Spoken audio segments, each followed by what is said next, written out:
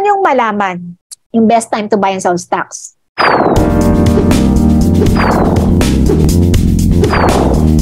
To your fuller way of life. Gusto niyong malaman yung best time to buy and sell stocks? Papakita ko ng technical analysis. Gusto niyo type 2? So, madaming pwedeng aralin sa technical analysis, pero wag nating pahirapan. Simple lang. Kasi ako din, simple lang. Hindi ko naman, madami pong indicators. Hindi ko lahat ginagamit. Basic lang sa akin. Basic muna tayo ngayon, overview ng mga pwede nyong maunawaan. Diba sabi ko, kung hindi ako yung dapat na magturo sa inyo, kung gusto nyo everyday magbabuy and sell. Kung nga palang kalimutan ha, na i-like, share, and subscribe ang video na to kung nagustuhan mo. Day. Ibig sabihin, ang time frame ko ay 1 day. Ibig sabihin, bawat isang candle, isang trading day. Anong ibig sabihin? Sa pagtingin mo kasi sa chart, madami kang makikita na time frame. So, merong tinatawag na weekly chart. So, kung long-term investor ka, seaman ka, empleyado ka, ayaw mo lagi mag-check, o di mag-weekly chart ka. Anong ibig sabihin? Hanapin mo yung W dito. W siya. Kung gusto mo gaya ko, day, short term and mid term, at long term, pwede ka D. So, D or W ka. So, pwedeng D. Okay? For short term and mid term. Ibig sabihin, bawat isang candle, isang trading day. Ibig sabihin, kung W yung pipiliin mo, weekly, bawat isang candle na makikita mo sa chart ay isang linggo. Okay? Intraday. Kung beginner ka, wag ka muna to. Kasi ang intraday, 1 hour, anything lower than 1 day. 30 minutes, 5 minutes, may 1 minute pa nga, kaya nyo ba yun? Parang ang dami yung candle na makikita. Halimbawa, every minute eh. So gusto mo every 5 minutes, may candle ka makikita, every 15 minutes, kaya mo ba yun? Yun yung tinatawag na emotions. Na the more candle makikita mo, the more ka may emosyon. Ngayon, kung ayaw mong masyadong kabahan sa emosyon mo, bawasan mo yung candle mo na nakikita. So, pwedeng mag-weekly ka or day. Kaya hindi ako nag-i-intraday. Kasi nga, hindi siya para sa akin. Trinay ko siya.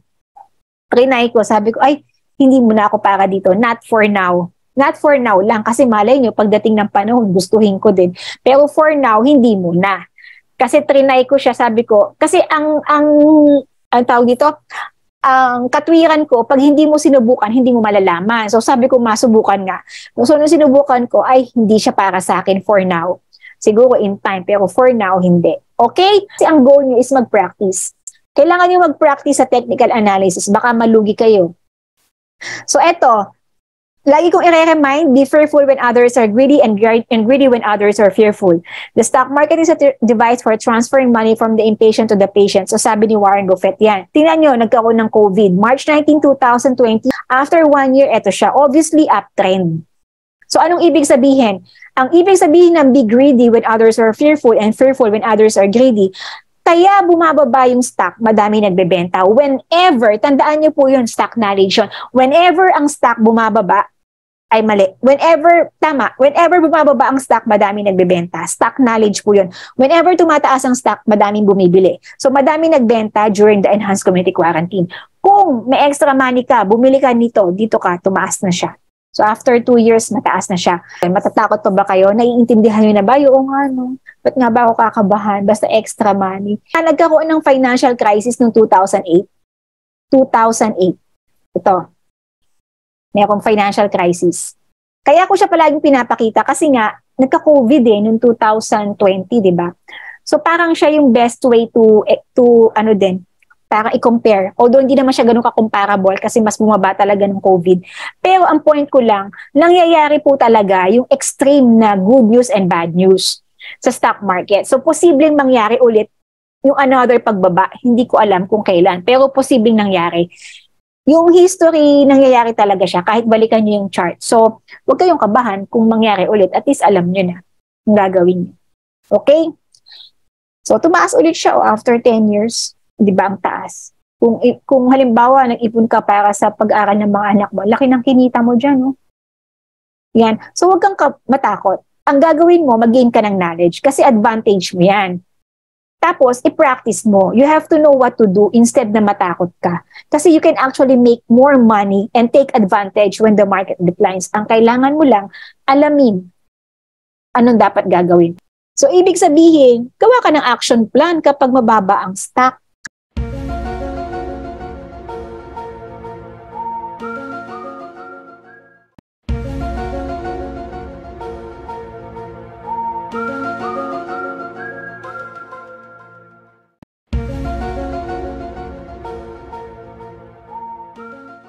Walang kalimutan ha na i-like, share, and subscribe ang video na to kung nagustuhan mo.